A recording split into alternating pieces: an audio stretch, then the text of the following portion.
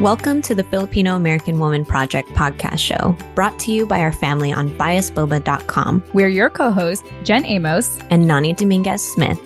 After 3 seasons of sharing stories for Panay's by Panay's, we've gained the knowledge and language to articulate our experiences, and now we're ready to tell our own. As we venture off into the world of business partnership, we want to bring you along for the ride. Keep listening to hear how we explore our Panay identities together as podcasters, content creators, and entrepreneurs. Now, let's get into the show.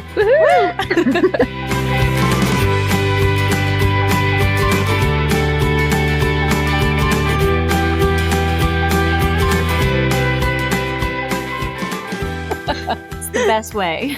That's why I start recording. Yes. Cheers. All right. Cheers, Nani. And, oh, wait, I'm not going to show that. They're not advertising on our show, so I can't show you what I'm doing, but this is like sparkling water. Hey, everyone.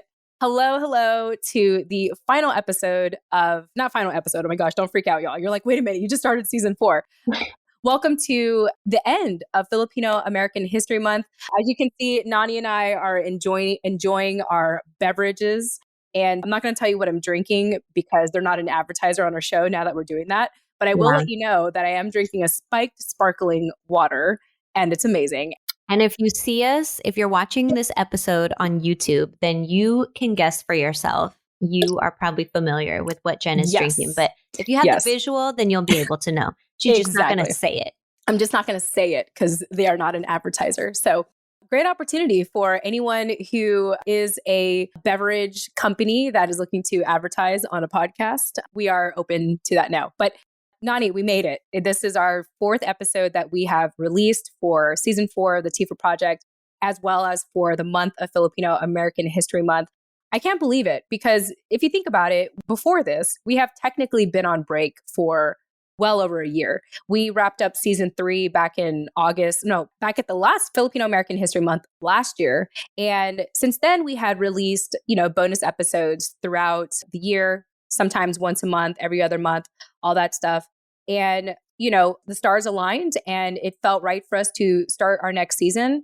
And in addition to that, we thought, wow, what a coincidence that we can actually kick off season 4 for Filipino American History Month. I'm just so happy to have been back with you and start off season 4 strong with everything you and I have had to juggle with offline, online. Like, y'all don't know, we love Dennis because of how well he makes us look organized. Yes. So quick shout out to Dennis.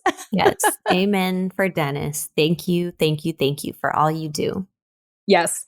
And so with that being said, we want to make sure that we end Filipino American History Month, not the season. I know we just started. So we want to end Filipino American History Month strong. And so what we want to do is give you a final recap of what this particular month means. So we want to talk more about what Filipino American History Month is in context to the organization that created Filipino American History Month and actually pushed it out there for it to be a month to celebrate, which was successfully done by the Filipino American National Historical Society, FANHS for short. So Nani and I are going straight on their website, FANHS-national.org. That's FANHS-national.org. And of course, we'll have this in the show notes for you. Nani, I'm going to have you kick us off by reading the start of what this particular month is about. This year, the theme of Filipino American History Month is according to FANHS. So take it away. Okay. The Filipino American National Historical Society, FANHS, is pleased to share the Filipino American History Month 2022 theme, celebrating our history and legacies, 50 years of Filipino American studies, 40 years of the Filipino American National Historical Society, FANHS, and 30 years of Filipino American History Month. The year 2022 marks several anniversaries in Filipino American history. 50 years ago, the first Filipino American Studies classes were taught at UCLA and UC Davis. With classes previously established at San Francisco State University and City College of San Francisco, 1972 was the year in which Filipino American Studies began to be taught across multiple institutions and states, with Filipino American Studies classes being established at Western Washington University and the University of Hawaii in the mid-1970s. Over the past 50 years, college-level Filipino American Studies classes became instituted at colleges and universities all over the country, from Oregon to Michigan to Virginia. More recently, Filipino American Studies curricula have been established in K-12 public schools in California, Hawaii, and Seattle. Filipino American Studies scholars have also emerged across multiple disciplines, from history to humanities to psychology to education, with numerous books, journals, articles, and multimedia works that provide knowledge of the experiences of Filipino Americans in the United States. Awesome. I mean, let's just take a quick second to recognize that. Well done, by the way. Well done. That deserves a drink. Yeah, cheers. That deserves a drink. So cheers. You did it. I'm proud of you. I needed that. Very proud of you. I'm sure our listeners are very proud of you as well. And so let's just take a quick second to recognize that Filipino American Studies has only been in the California school system for the last 50 years and only available to the UC colleges. It wasn't even in public education. We have to recognize this. This is not part of the standard public education. It was offered through UC colleges, not even the state colleges. And so UC colleges are a lot harder to get into versus, the state colleges. Like I went to San Diego State and, community colleges, et cetera, et cetera. So I just want to take this moment to recognize how amazing that is. And at the same time, how for some people who choose to not go to college, how inaccessible that is, and how in a sense the fight still continues to, make Filipino American studies more accessible to the general public. And actually, this reminds me of why I wanted to start TFAW Project to begin with, is I just wanted to make our stories and education more accessible through means such as social media and now podcasting. So yeah, any thoughts about that, Nani? I mean, it's pretty incredible. 50 years, that's almost twice as much as our age. No, we definitely, in one of our recent newsletters, I talked about doing like a timestamp review and how a recent project that we worked on together for TFAW was doing that for me, a opportunity for us to slow down and stop and say, look at all we've done, look at where we are, and look at where we still have to go, just doing like a quick assessment of that. And so I think that's essentially what this paragraph wraps up in terms of Filipino American studies, both like how they mention at the end, like conventional and unconventional ways of learning, such as this podcast. So we're celebrating all that we've done in the last 50 years and all that we have like been able to formally establish, I think is what people look to FANHS for, is to like how our community is formally established and like positioned outwardly. And so it's cool to look at that. It's also cool to take a timestamp review of like how much our community has changed and evolved and all that's going on in it today. And then also, like you said, the fight still continues, because for people like me who did not go to a traditional college, I didn't have access to any of that. And the only way that I've learned anything that I've learned about our culture is through my own lived experience, through my family and my friends, or through unconventional learning and like independent research, like joining this podcast and, all the other things that I've done. So I like that idea of like the timestamp review. Yeah, love it. Speaking of FANHS, in October 1992, actually, no, Speaking of FANHS, the second thing that we're celebrating is in 1982, Dorothy Ligo Cordova founded the Filipino American National Historical Society, FANHS, as is the acronym, which is the oldest national Filipino American organization and the only national group committed to promoting and preserving Filipino American history. For the past 40 years, FANHS has educated Filipino and non-Filipino people through conferences, workshops, lectures, films, artwork, and other media about the Filipino American historical experiences and contributions to the U.S. In 2016, the FANHS National Museum opened in Stockton, California. And as of 2022, there are 42 FANHS chapters across the United States. Okay, everyone, we took a quick second to bring on a special guest on our show, Hiro. If you're watching via video, Hiro has joined us. Hi, Hiro. Hi. I'm going to try to be really happy because I notice you smiling and don't cry when Auntie Jen looks really happy on the camera. So while he's not crying, Nani, do you want to continue to read the next paragraph? Am And I will just continue to make faces. Okay. So yeah, finally. Okay, jumping back in. Look at it. I got to have him look this way. Hero. Okay. Okay, go ahead. Here's Finally, your chance. October. Oh God, he's pushing my box, my audio box. Oh, no. Hero. Okay, don't disconnect anything. You got this. Finally, October 1992 There you go. was the first time that Filipino American History Month, FAM, was celebrated in the United States. A year after, FANHS passed a proclamation spearheaded by Fred Cordova. Since then, FAM has been celebrated annually all over the country. Okay, sir. This is fun with wine and Hero. This is great. Wine, Hero, spiked sparkling water. Friday, This is great. okay? This is a great way to end. It's Friday and it's the end of Filipino American History Month. And this is what's happening right now. Which is the point that we're trying to drive home for you all. So even if I don't make it through this reading, I am happy to be closing out Filipino American History Month with you all. Here, tell him to look at me. Hero, why do you want to pull this so bad? Why? He's all like, I have something to say. He's like, I'm Filipino too. Just use your words, baby. Hero month. That How is about what that? he's trying to remix this episode into. Yeah, he's totally just, he's a special guest. Yes, he's a special our guest. celebrity cameo for the day. Okay. All right. Well, would you like me to finish this? Yeah, or you should are probably you, fmy you want to? I will mute Okay. myself so you don't hear him banging on the microphone. Oh my God, he's so funny. Okay. All right. So I'm going to swoop in here. And as Hero joins us, if y'all are joining us via video, I hope you are, because it's always so fun. You have to now join us via video on YouTube so that you can see what's happening and why I cannot finish the paragraph. So Dennis, don't even cut that out. Yeah. This is all great. I love all of this. Y'all need to know. Here's the thing. This is part of our experience. This is us adding to Filipino American history, is the fact that we are incorporating all that we are onto the show. And there's so many things we need to juggle. A lot of things there was a lot we had to, juggle to be here in this moment. And now to have our special guest Hero joining us, I mean, it's all part of the experience. And that, as far as I know, Nani, people love Hero. They aren't bothered by him being on. And yeah. And I do know that when our listeners listen to old episodes, they're like, oh, wow, it's so weird to hear Nani without Hero in the background. So yeah, I'm going to say it's a positive thing. And we love you, Hero. And we're so happy to have you on our show. Thank you, Auntie, for the positive reinforcement.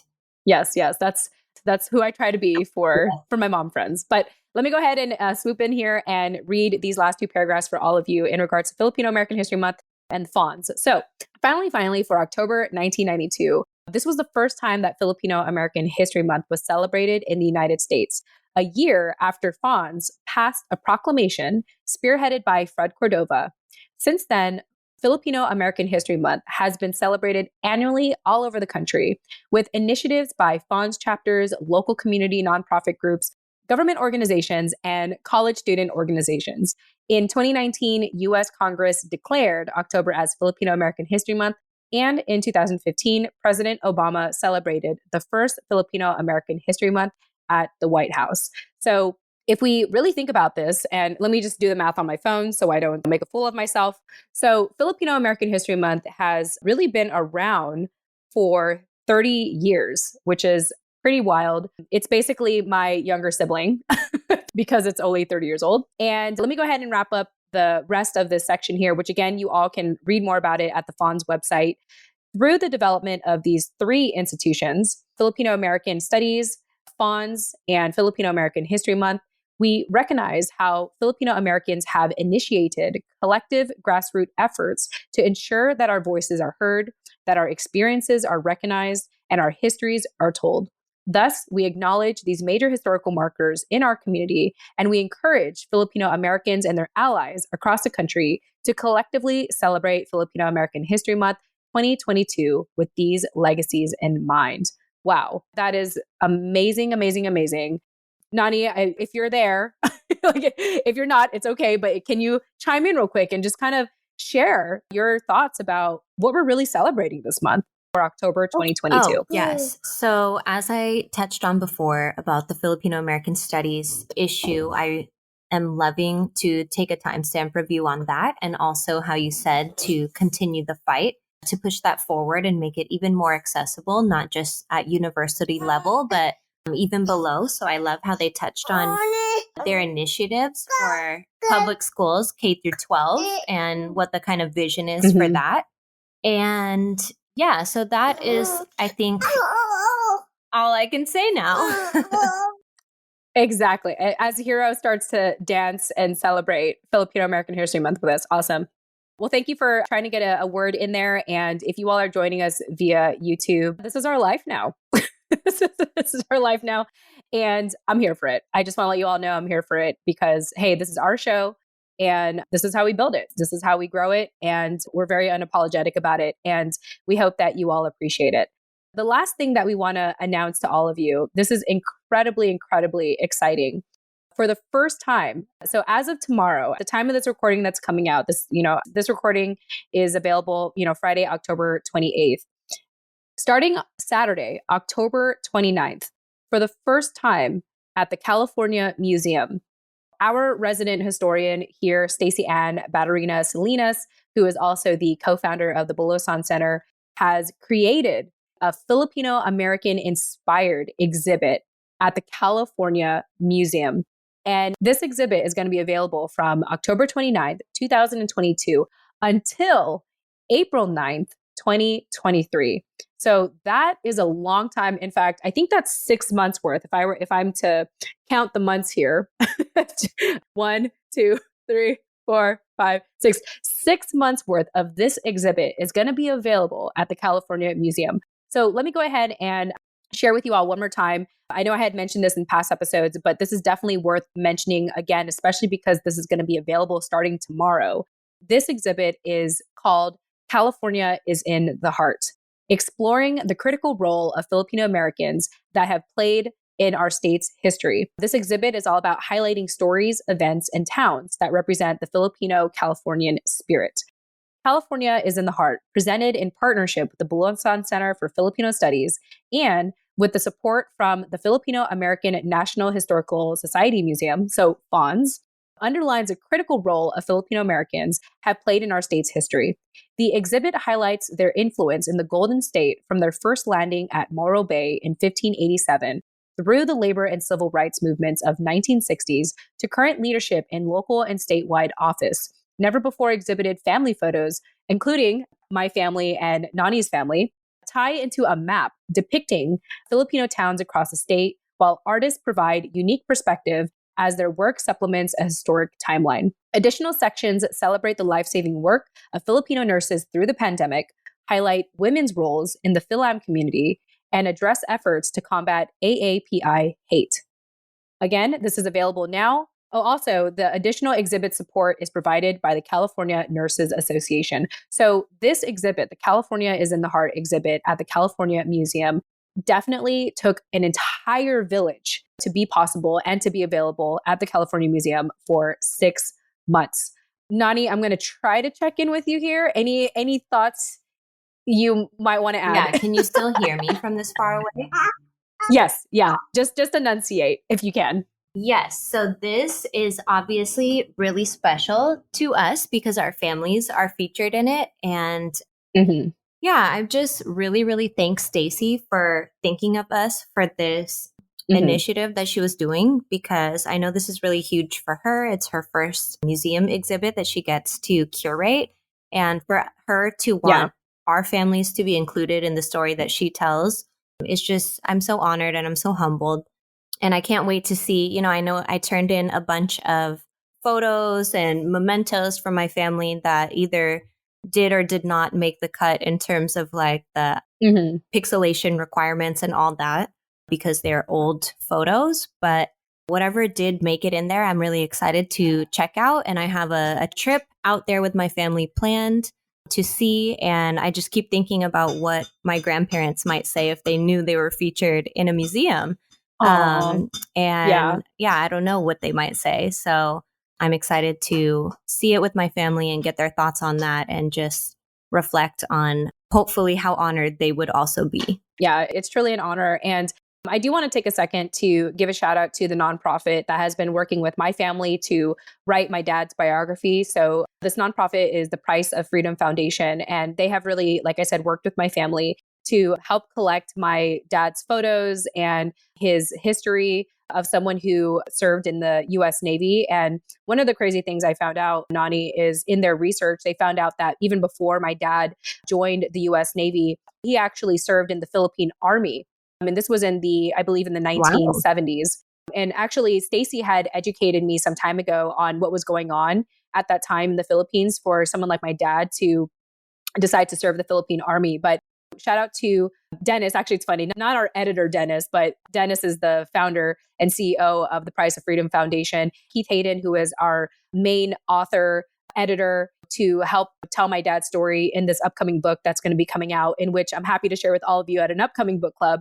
But I want to credit them because I do know, as far as I know, they're going to be referenced at the exhibit. So again, it took an entire village to make this possible. And we think, what better way to continue on celebrating Filipino American history beyond Filipino American History Month by now going to this exhibit at the California Museum and really learning the history of Filipino American history in California specifically. So congratulations, Stacey, and to everyone that was involved.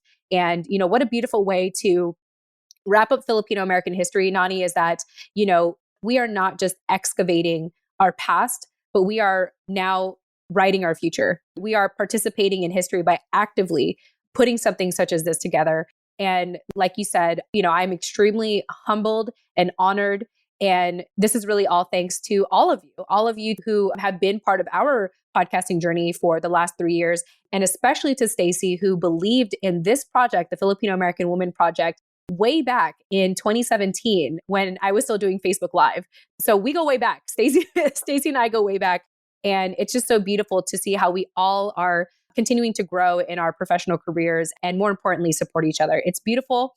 And my last shameless plug here, since we're talking about supporting each other, is this is why we have decided to, create something such as the 5-day reflection series on our Instagram group chat, which you can learn more about in our first episode of this month, and why Nani and I have decided that it's time for us to create some kind of coaching/mastermind program for our content creators, our storytellers, our authors, our entrepreneurs, business owners, anyone who wants to walk along this journey with us, because we do believe that we can go further together.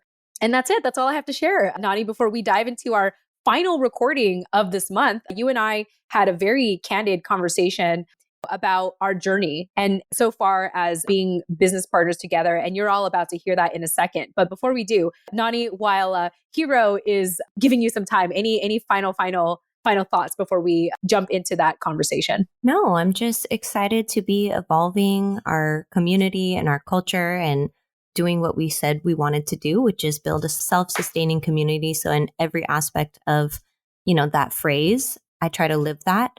And I think that these next steps in our journey only make sense according to our kind of vision, our community. So we're excited to just be manifesting that with you guys.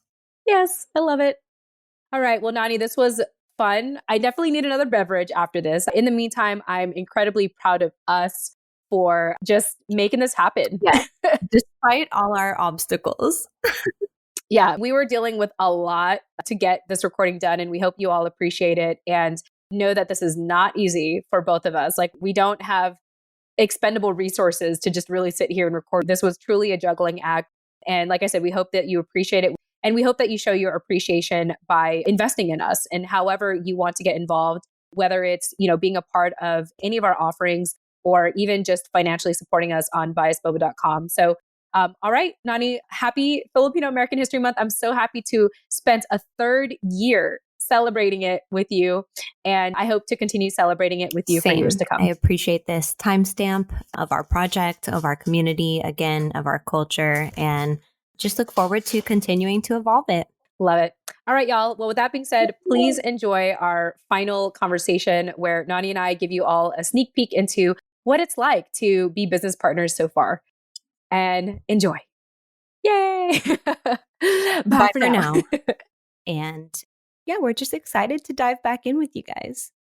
Yeah. And the last thing I wanted to just wrap up is, checking in with us and checking in with how we have been since we've decided to make this mental shift, to put on our figurative, going from the co-host to the podcaster to an entrepreneur. And, I have a lot to say about it, but Nani, I know this is kind of one of your first major entrepreneurial endeavors with anyone. So I'm curious what your initial thoughts have been since saying yes.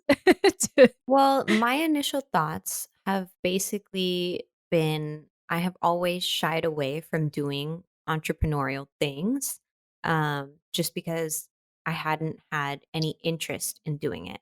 And so only since finding you and connecting with you and building the relationship that you and I have I taken an interest in doing something like that. And so I want to note that as a very, very important point, because I don't think that if I would have never met you, that I would be, interested in doing this at this point in my life or at any point in my life, really, because it's just not in me. I think a lot of what we were talking about offline, which the listeners won't necessarily understand, but we will dive into on a further TJN session in the future, is really reconciling that like inner conflict that we have as Filipino Americans to either adhere to our kind of cultural, the way we were raised up and the way that we've taught to live in the world and this kind of like interdependent nature that we have versus living in America and having to put on that kind of individualist mindset or individualist hat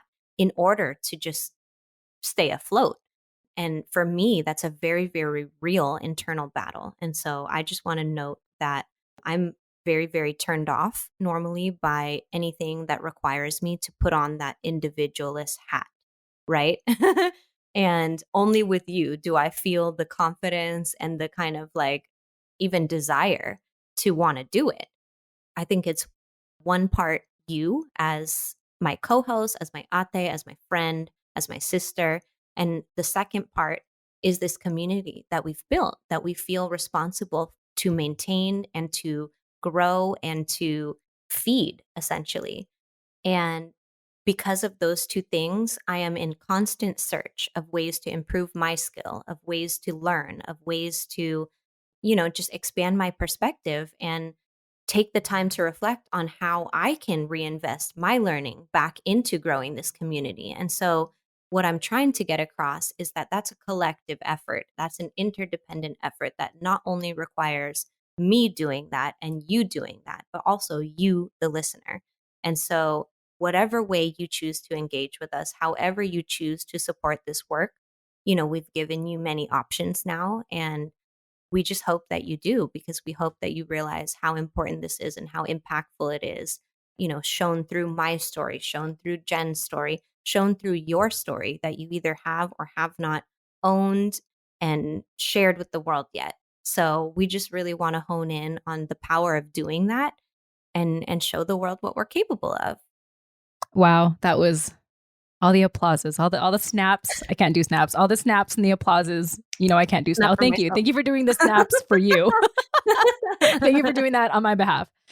Yeah, thank you for sharing all that. And, my initial thoughts is I'm in a season in my life now where, and I was saying this with you offline, it's becoming a lot of it's becoming to require a lot of energy on my end to interview someone that's new in my life, having to compile the show notes or having to, like in my other projects, like I have to do the pre-interview, I have to collect the notes, I have to prepare it, and then of course facilitate the conversation and everything. And I'm beginning to find in 3 years of podcasting, and I think at this point, I haven't counted, but I'm pretty sure I'm somewhere in between 500 and 600 interviews that I've conducted in the last 3 years, which I'm very proud of. Yes, thank you. I will take all the snaps.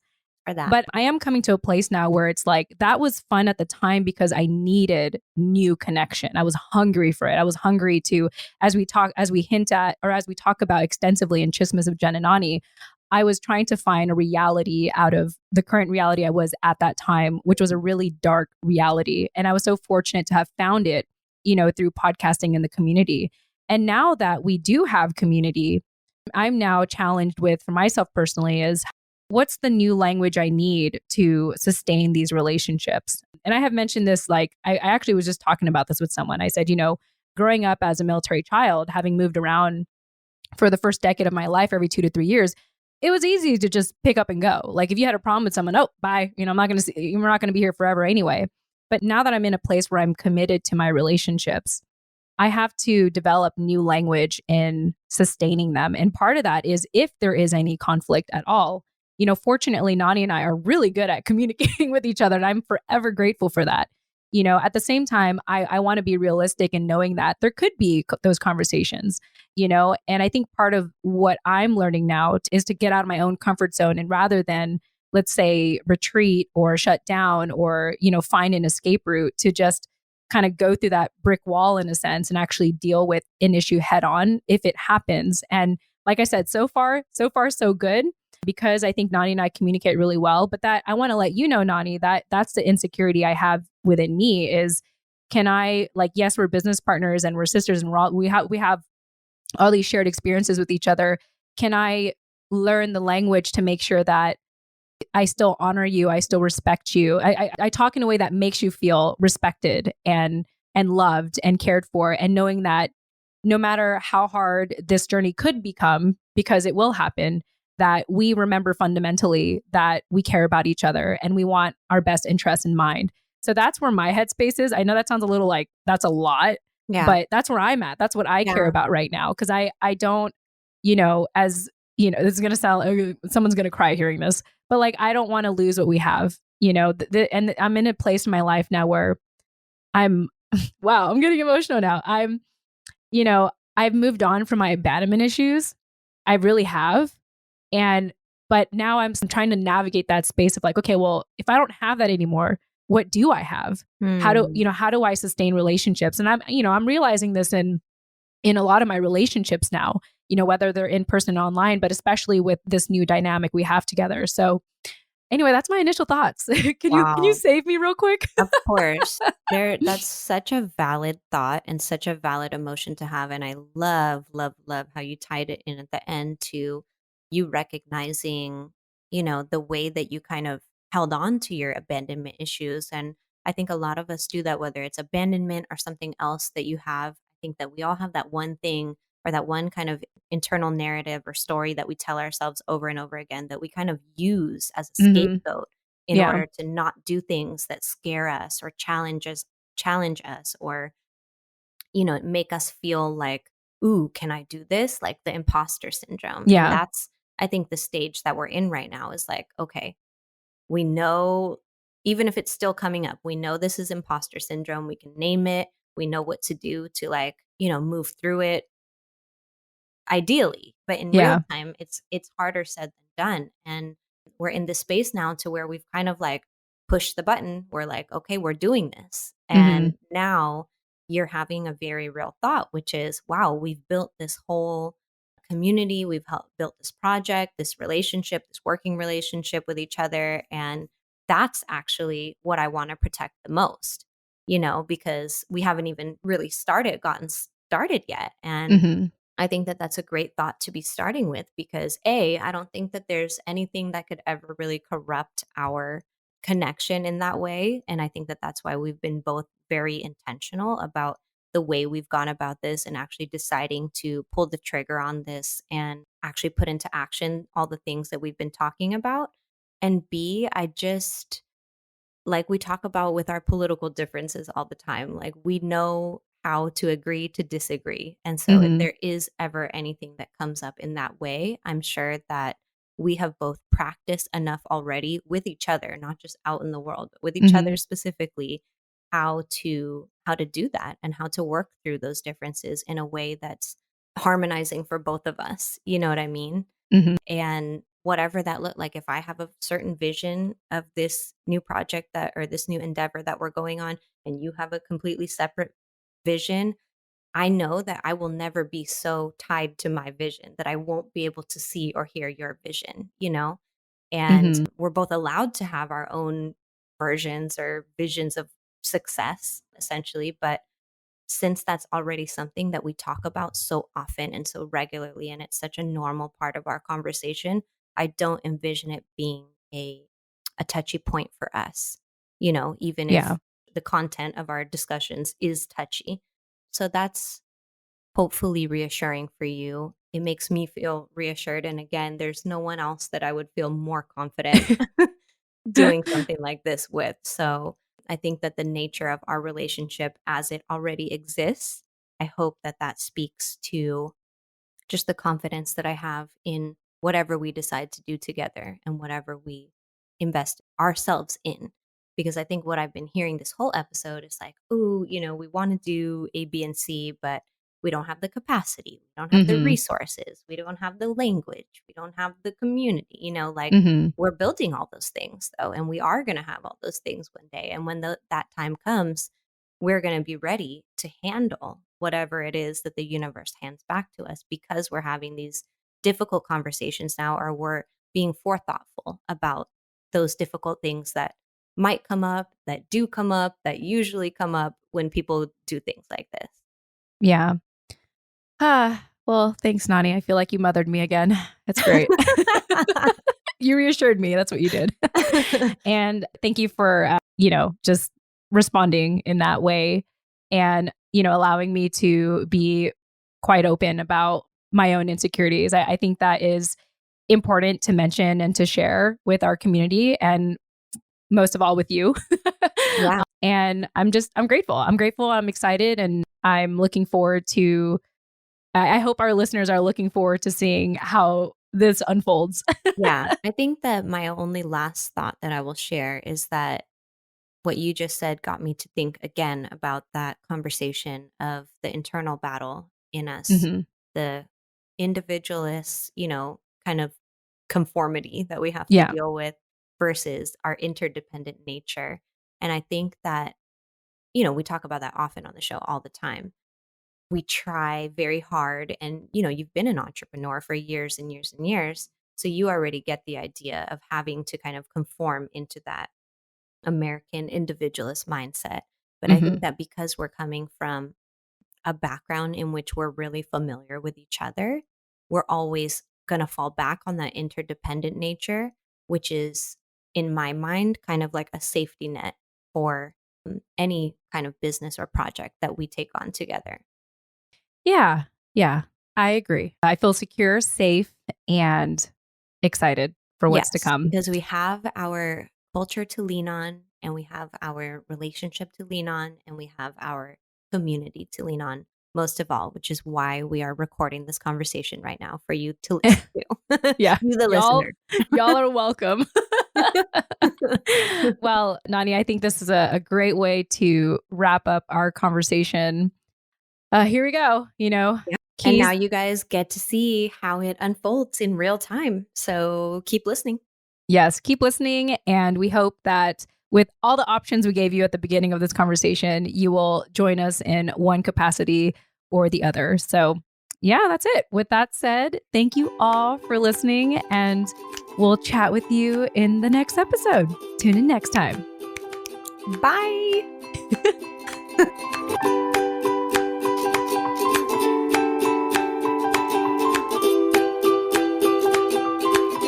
Thank you for listening to the Filipino American Woman Project podcast show. Do you want to continue to be part of the conversation? Then join our Discord community for free today. Check out the link in the show notes to join us now. And don't forget to subscribe to our weekly newsletter for the latest show updates and episode releases. The link is also available in the show notes. Lastly, if you wish to support us on our journey, consider showing us some love on biasboba.com. That's all for now. Chat with you next time. Yay!